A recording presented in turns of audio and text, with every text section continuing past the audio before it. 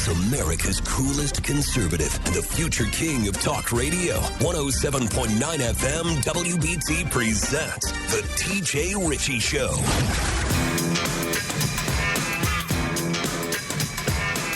Hello, ladies and gentlemen. Hour 2 is officially underway. And just like I don't have enough to do because I got 2 jobs, 2 shows on two ends of the clock, I'm doing that extra thing again tonight, 9:05 on my Facebook Live. It's a video and the whole thing. So if you want to get that, then get it. 704-570-1079 is the phone number. Call and text. Thanks to Liberty Buick GMC. You can follow me on social media by going to tjritchie.com and doing it from there, because I don't know how to tell you how to get to all the social medias and everything. Plus, I don't have time for it. So, TJ Ritchie, and you spell Ritchie, R-I-T-C-H-I-E, the cool way. All right, this is a controversial subject, and I may come down on the side of this that you're not expecting. There's a former high school girls basketball coach in Cullman County, Alabama. Now, Cullman is close to Birmingham. It's in between Birmingham and Huntsville. I'm very familiar with this area because I have lived and worked in both Huntsville and Birmingham during my illustrious radio career. So former high school girls basketball coach in Cullman, Alabama, wants the charges against her dropped after she was accused of having a sexual relationship with a student. So you hear that and say, okay, well, she was having the relations with a student. Why would she want the charges dropped? But listen,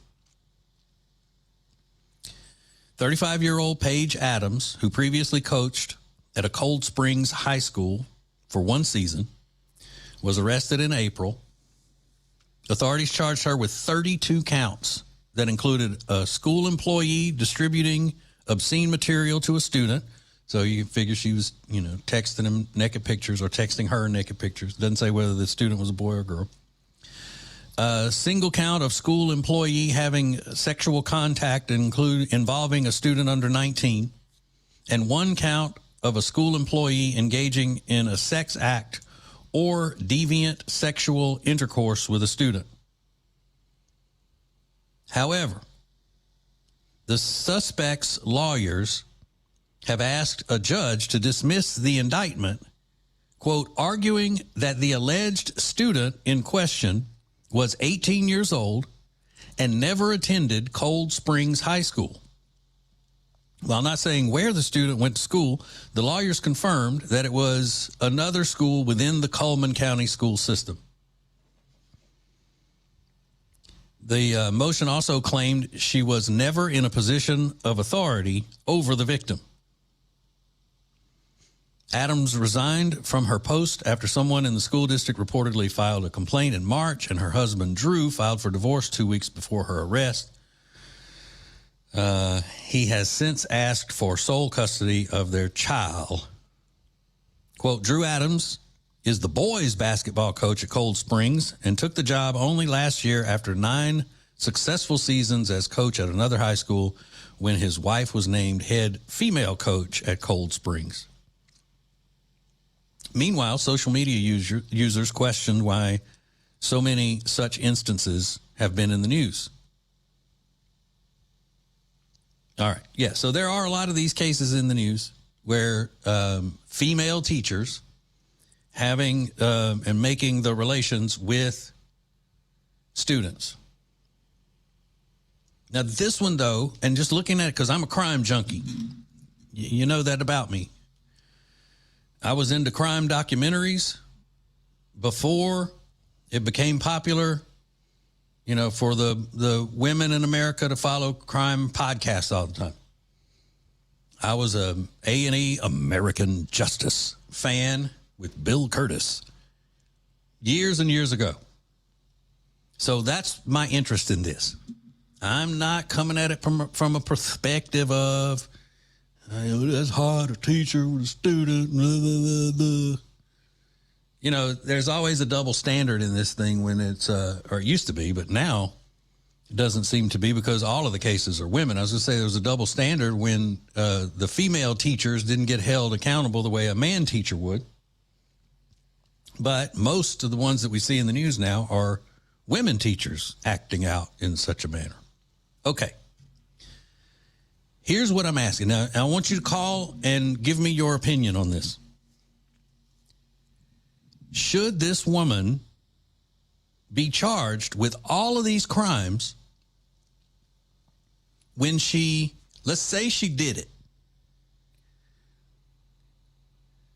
She did it with a legal adult, 18, who is not a student at the school where she works. Does that make a difference as far as from a crime perspective? Now, breaking the rules of her employment agreement, yes. Fire her. Don't let her teach anymore in that county or whatever you got to do. But from a legal crime perspective, should she go to penitentiary if found guilty? Should these charges, these criminal charges, be dropped? Yes or no? And why? Or why not?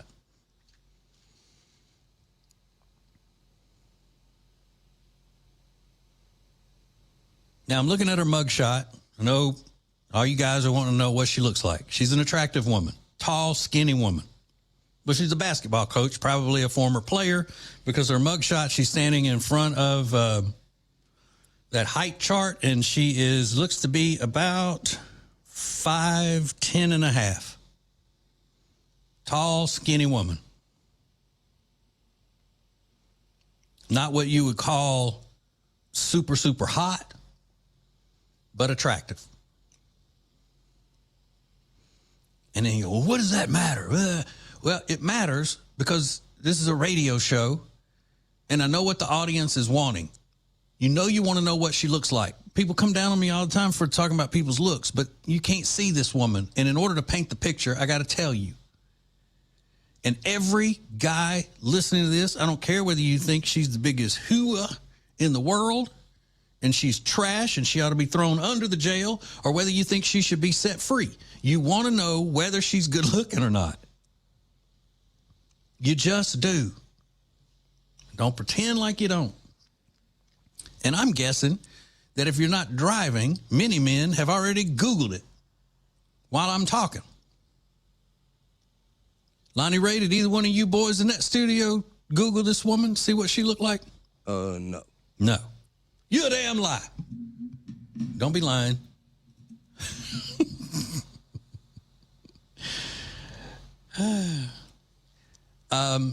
Now, let me say, I think this probably would go without saying most of the time, but I want to make sure I say it. It is sad.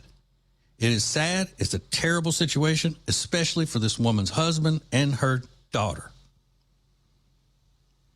But should she go to the penitentiary for it? Now, I'm going to go ahead and tell you this, too. Alabama's laws on things like this could be different than normal states. I lived in Alabama, like I said, for several years.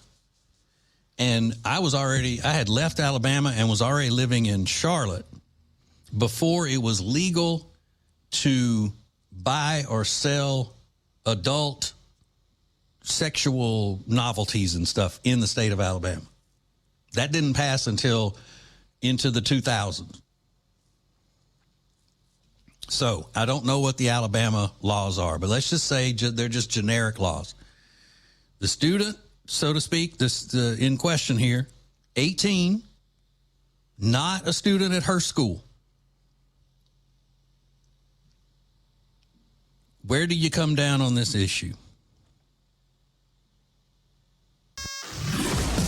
He's Charlotte's most charmed and dangerous, always speaking the truth. Whether you like it or not, it's TJ Ritchie on Charlotte's FM News Talk, 107.9 FM, WBT. The most famous and legendary active radio personality in Charlotte. Boom, boom, boom. Old, white, and gifted. That's what you got. for better or worse. So, we got this situation we're talking about a basketball coach, a girls' basketball coach in Coleman, Alabama, which is between Birmingham and Huntsville. And she's been arrested and charged with 32 counts, 32 counts on the having inappropriate relationship with a student. The student is 18, not a student at school at which she coached. Her attorneys are asking for the charges to be dropped because the student is an adult at 18 and she never had any authority over him or her. Doesn't say. Let's just say it's a him. It's a he because she's married to a Maine and she has a daughter. So we just go for the sake of argument. Evidence points that she is a heterosexual. Okay. Should she go to penitentiary for what she is accused of doing? Is the firing her life falling apart with her husband leaving her and divorce, filing for divorce immediately and asking for sole custody of their daughter? I mean, her life is now basically, as she knows it, is her professional life is done. Her personal life is done for the mistake that she has made here. But, and what she has done is wrong. And the real victims of this are her husband and daughter. But should she be charged and tried and prosecuted on 32 counts? Can you separate the, as the kids call it, the ick factor personally from the law? And look, it may be against the law for a teacher in any school to make the relations with a student from any other school in the state, or in this case in the county, even if the student is an adult, because one of the charges is having sexual contact involving a student under 19. Now, why is it 19? Is that because it has something to do with the law being, written in a way because there are, there's far more chances of a student being 18 still in school rather than 19?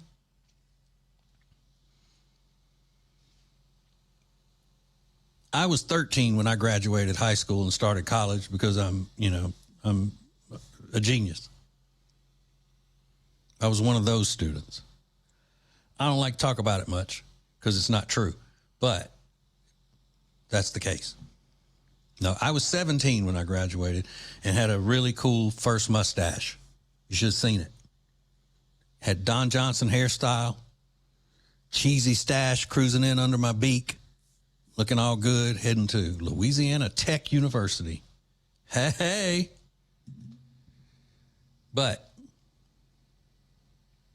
and look, when I got to college, still, I didn't turn 18 until a couple of weeks into the school year, my first semester of college. But I assumed that every female professor I had wanted to make the relations with me. I mean, isn't that pretty much the given when you think about me? And I commend them for being able to fight off the urges. And rarely will I give credit to any Marxist professors, but I have to give them credit in that situation. I mean,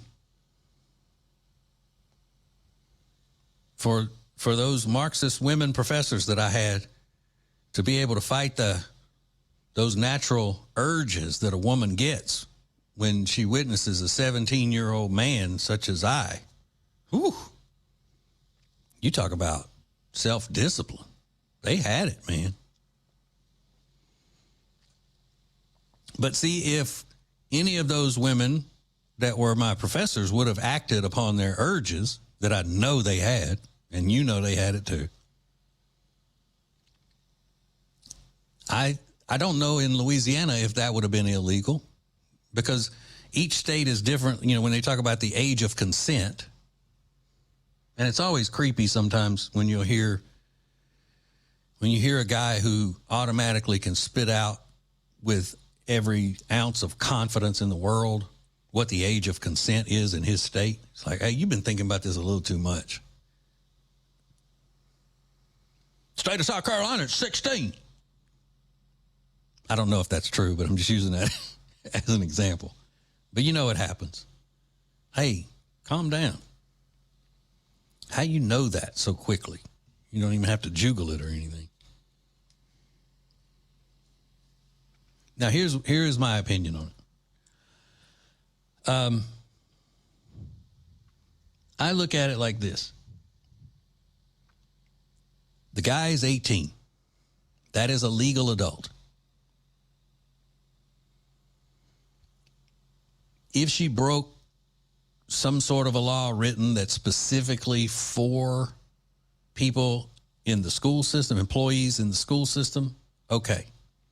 But did she break 32 laws? Is it necessary for 32 counts to be filed against this woman?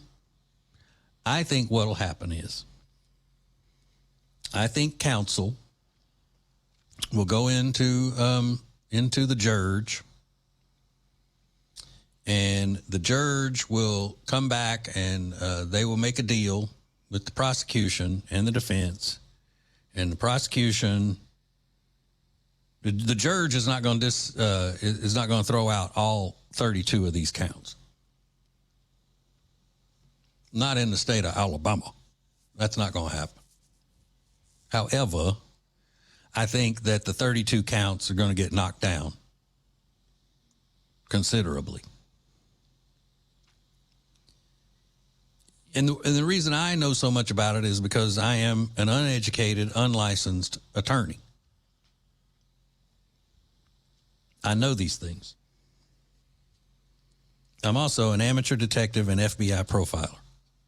So I got it covered all the way around with these kinds of things. If you knew how many hours of crime documentaries and all I have watched, I know more than FBI agents do. Hey, I know more than no damn Kash Patel, leader of the FBI. I'd probably be right up there with him. Dan Bongino, I know much as they do. Just from sitting here in my recliner watching true crime TV. But this is an interesting story to follow, though. I'm looking at it now on Breitbart.com, so if you want to keep up with it. And then, speak about it with your friends. What do they think? Is she just a dirty, rotten, filthy, low-down strumpet that needs to be caged heat for at least 10 years? Out there, coaching basketball on the prison yard?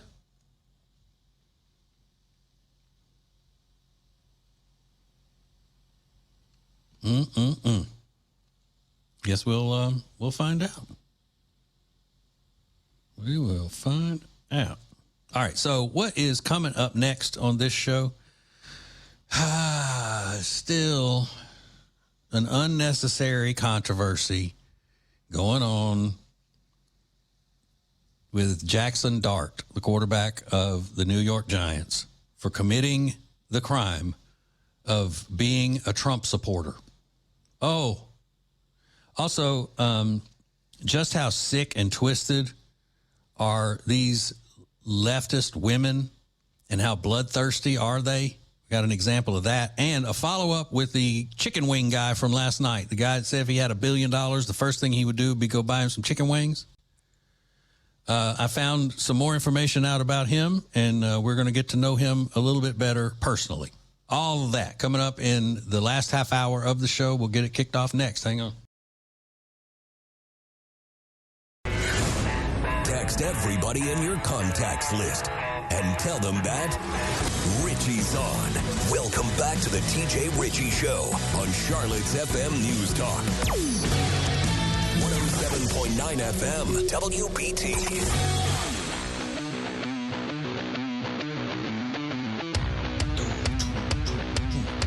Yes, ladies and gentlemen, America's coolest conservative is on the air everywhere. Ramming, jamming, and slamming. Bringing it. Don't forget, at 9:05, I'm going live on Facebook. The Facebook Live with the TJ Roundup. Sorry, the Ritchie Roundup. So what you call an alliteration. Ritchie Roundup. You get it? You don't get it. 704-570-1079. That's the number. Now, last night, we had a delicious little piece. Let's see if I can find it again so I can catch you up. It was around this time when we played this on-the-street interview of a young man asking two gentlemen what they would do. The first thing they would do if they had $1 billion, and this is what it sounded like. At $1 billion, what would you do?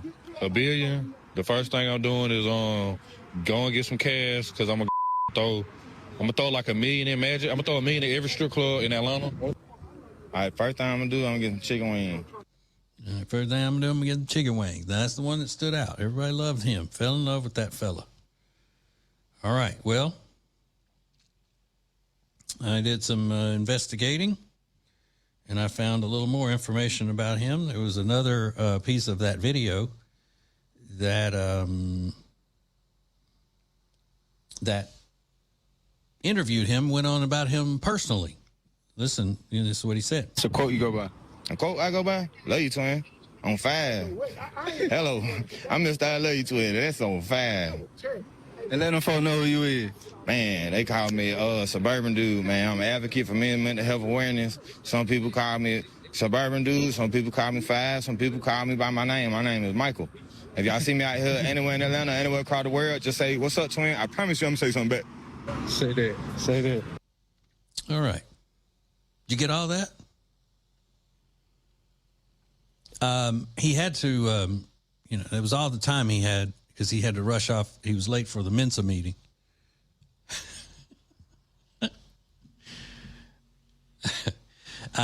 He sounded like a nice fellow. So, what he was saying is that what's a quote? The guy asked him, what's a quote that you live by? And he said, quote, I go by, love you twin on 5. Love you twin on 5 is what he said. They call him suburban dude, advocate for men mental health. Sometimes people call him suburban dude. Sometimes they call him 5. His name Michael. But if you see me anywhere in Atlanta or across the world, just say, what up, twin? I swear I'll holler back. That's what he said. Translation. Let me see.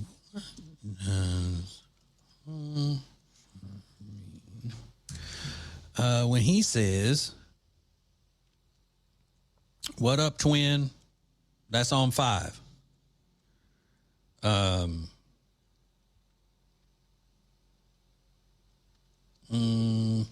Let's see.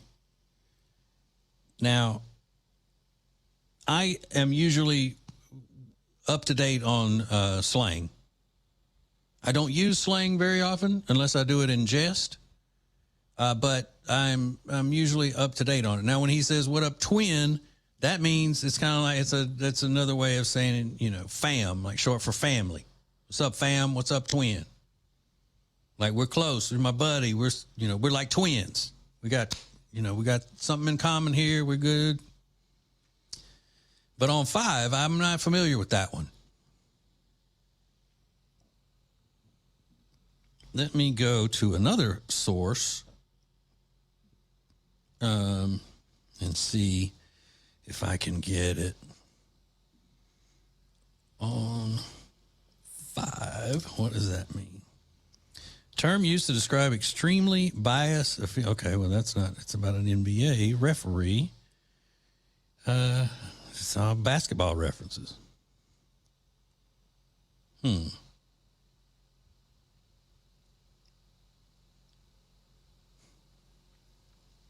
don't know. What up on 5? What up, twin? That's a twin on 5.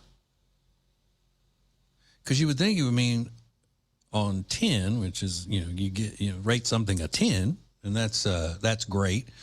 And I also know that some people would say keeping it 100, that means, keeping it full speed, full blast, get everything you got, keeping it on 100, meaning 100.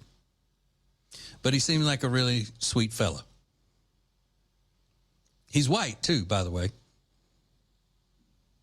Just to give you a description, he's white, average height, long curly hair, glasses, goatee,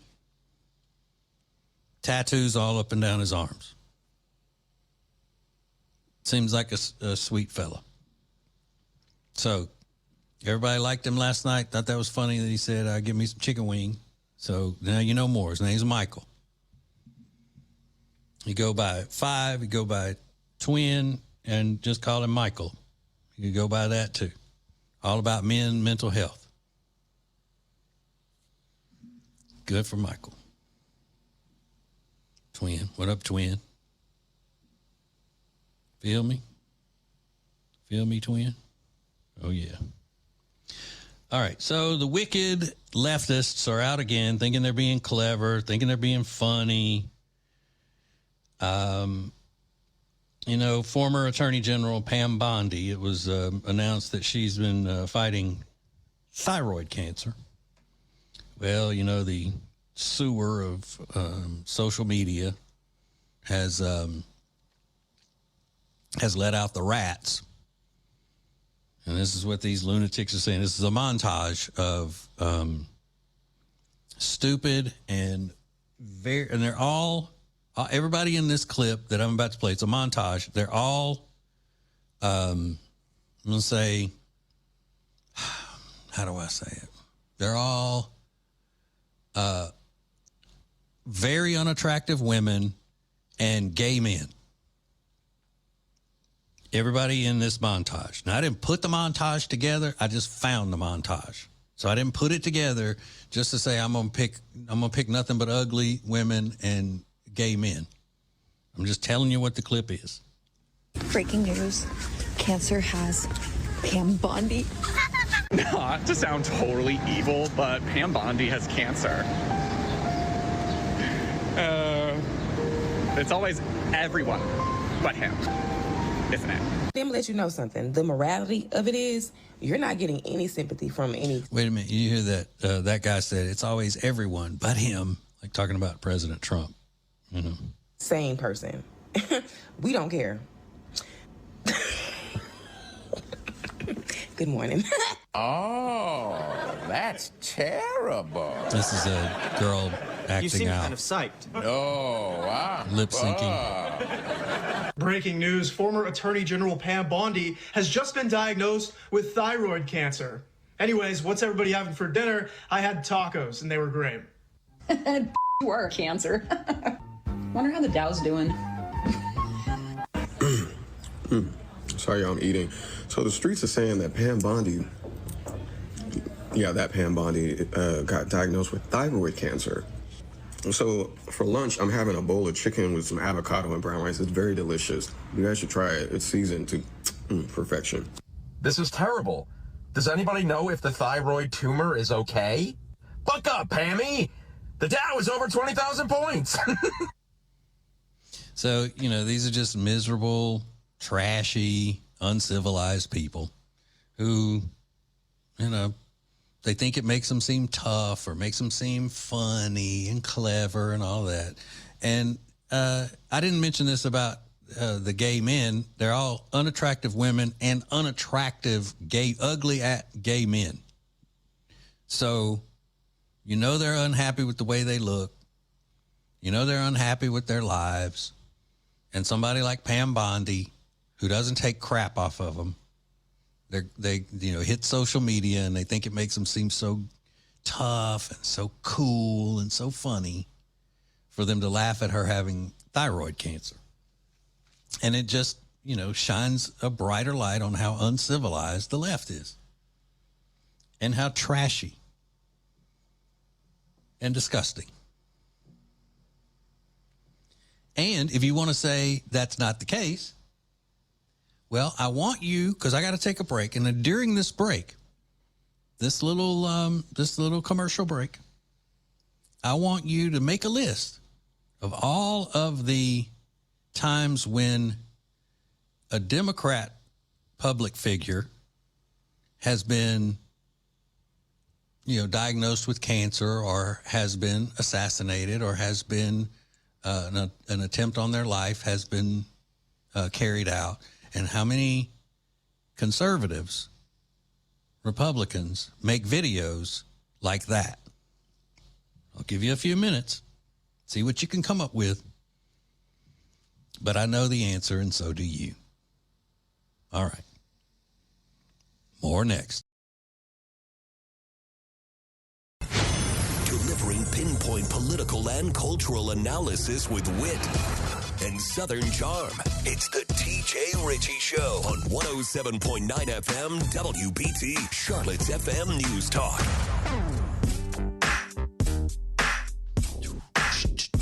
Hey, here we are. Back with unapologetic, in-your-face, real conservatism. That's what it is. That's what it is. 704-570-1079. Remember, I am America's coolest conservative, a real conservative, the real deal, dropping truth bombs all over the place. Okay. Evidently, there is nothing going on in the sports world worth talking about, because there's still pearl clutching and falling on their fainting couches in the sports media, because Jackson Dart, the young quarterback, the young white quarterback of the New York Giants, introduced Donald Trump. We went over this, last two nights, I guess. Introduced him at an event, and then they did some digging. They found out that he had supported Donald Trump on several issues in the past. Oh, it's so stupid. Absolutely ridiculous. And then the news hit today that quarterback Jackson Dart addressed teammates in a meeting yesterday to discuss his introduction of President Donald Trump last week. Sources tell me at Rap Sheet, other team leaders spoke up as well, and Dart and the players worked through it. Worked through what?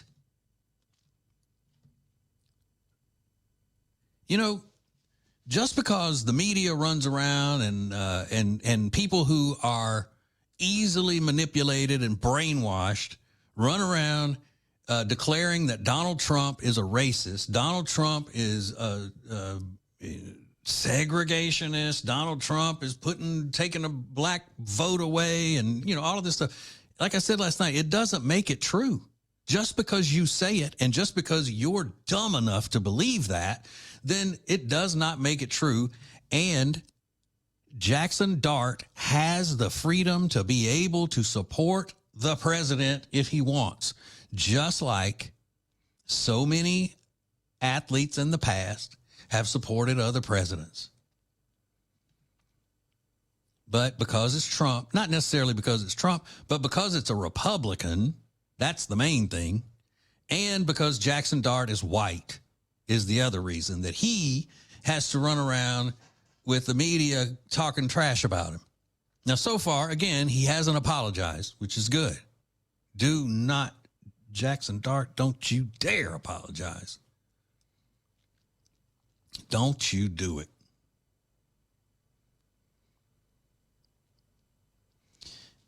I have a clip from a sports talk show that is hosted by one of the co-hosts is Tiki Barber, who is a New York Giants great. He was running back for the New York Giants throughout his career, and he has some common sense. Listen. Jackson Dart is an enormous Donald Trump supporter. And by the way, research is being done that he's liked a lot of, Yeah, but okay. So you knew that was going to happen. Even if he is, who cares? Well, some people do. But why? I mean, you why? know why? If you are truly, and I don't want to say intelligent, but it's the word I'm going to use only because F. Scott Fitzgerald uses it. If you are truly intelligent, you can have a deep relationship with someone who is diametrically opposed to your political leanings. Or you know what I mean? Yes, I know. And so I find it hard to believe that a group of men, 80 or 90 at this point, at the Giants OTAs, who are, most of whom, as we talked about, probably don't really even care or have an opinion on this, why they can't all just have just a common goal around football as opposed to a divisive conversation around politics. Because they're weak-minded leftists, Tiki. I will answer your question. When it comes to, you're right, you can be completely on opposite ends of the political spectrum in your beliefs, and you can put that aside and still be friends. If you're a conservative, throughout the years, we have been far more accepting of people of different political views and have personal relationships with them than the left has with us. And the reason why is because the Democrat bosses have brainwashed their side into thinking that Republicans and conservatives are evil, racist, homophobes, transphobes, misogynists, all of those things.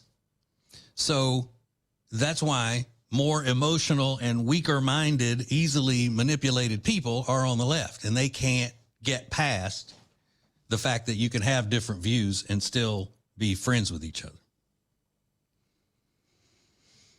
Now, it hasn't been until recently where conservatives have had to stop and look and go, look, these people have lost their damn minds, the people on the other side. We've always been willing to be friends with people who are, on the left, so to speak. But it hasn't been up until recently that it's gotten so polarized. And they always say, oh, it's just so polarized on both sides. What? No, we didn't start that. You did. The left sets fire to things and then goes, woo, we let this get out of control, didn't we? No, it was under control. You're the one that burned it down. All we're doing is surviving at this point. You forced us into where we are being polarized politically. Because when you take their side, the way they have gone so far over the edge into full-fledged, irrational, uncivilized, anti-American, communist behavior, how do you meet that person in the middle and find common ground? You don't. You can't do it. And that's the design of the left, the leaders on the left, the Marxists. So now you have the emotional side running around. He likes Donald Trump. How can he do that when all of his teammates are black? What?